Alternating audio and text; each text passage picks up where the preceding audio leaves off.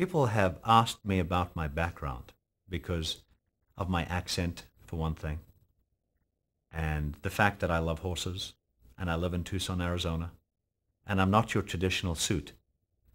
So they say, where are you from? Well, very brief background. I was born in northern Rhodesia, which is now Zambia, in a town called Lusaka.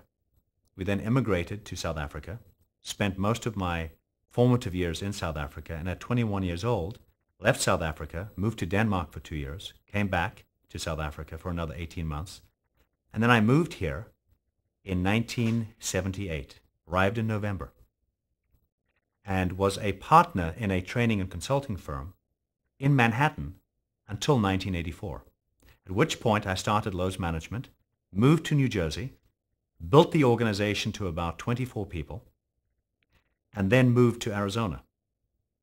And since 1985, when I started Louws Management, we've consulted with over 2,000 organizations globally, 30% of which has been on an international basis, 70% within the national borders of the United States or Canada, and more than anything have gained not only an understanding of business and how it's conducted worldwide, but an understanding of cultures. And one of the programs that we developed back in the 80s was a cross-cultural business etiquette program, which has really been a wonderful way for us to take the technologies that we have and make them relate on an international basis. So we can do selling skills in Taiwan as well as in London, as well as in Perth, Australia, or New York.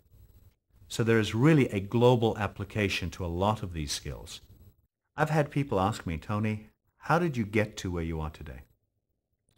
And I've thought of many answers to that, but the simplest answer is hard work.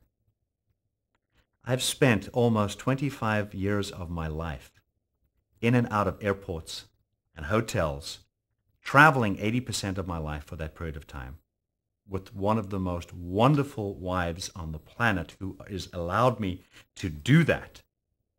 And more than anything is I have rubbed shoulders with the people that I need to work with. To me, the ivory tower educator who creates the information in a void, frankly, I think that information should stay in the void.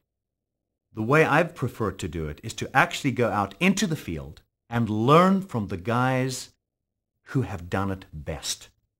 And to me, why reinvent the wheel when the wheel is there?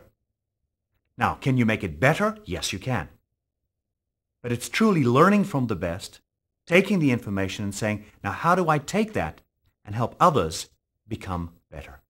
One of the things that I have avoided doing within the context of Louws management training is try to make it an academic exercise. It isn't.